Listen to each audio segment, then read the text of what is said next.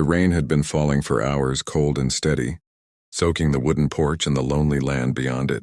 Clara stood in front of the ranch house, her dress clinging to her skin, her hands shaking, not just from the cold but from fear. "I can sleep in the barn," she said quietly. "I don't need a room. Just a place out of the rain." Ethan Hale stood in the doorway, a lantern in his hand casting warm light that didn't reach his eyes. His face was hard, carved by years of loss and silence. He had sent for a mail-order bride out of duty, not hope. And now she stood there, real, exhausted, trusting. "No," he said. The word landed heavy. Before Clara could say anything else, Ethan stepped back inside.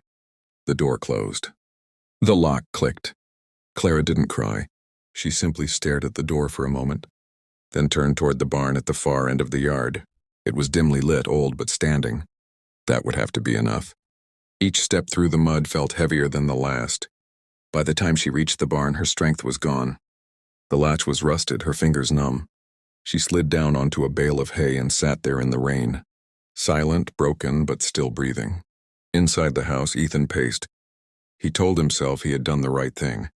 He had already buried one wife, one unborn child. He couldn't open his home just to lose everything again. But something pulled him to the window, and there she was. Small, still alone. His chest tightened. He grabbed his coat and stepped back into the storm. "You're coming inside," he said when he reached her. Clara looked up, startled. "You locked the door." "I unlocked it." He held out his hand. After a long second, she took it.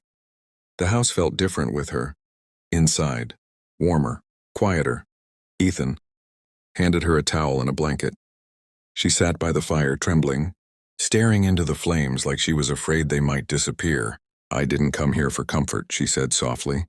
"I came to work. To build a life. Even if it's hard." Ethan swallowed. "Hard is all I've ever known." She nodded. "Then maybe I belong here." That night, Clara slept by the fire. Ethan stayed awake, listening to her steady breathing, realizing something he hadn't felt in years. Hope. By morning, the rain had stopped. Sunlight spread across the land like a promise. And the barn? It would never again be a place she begged to sleep because the house was finally becoming a home.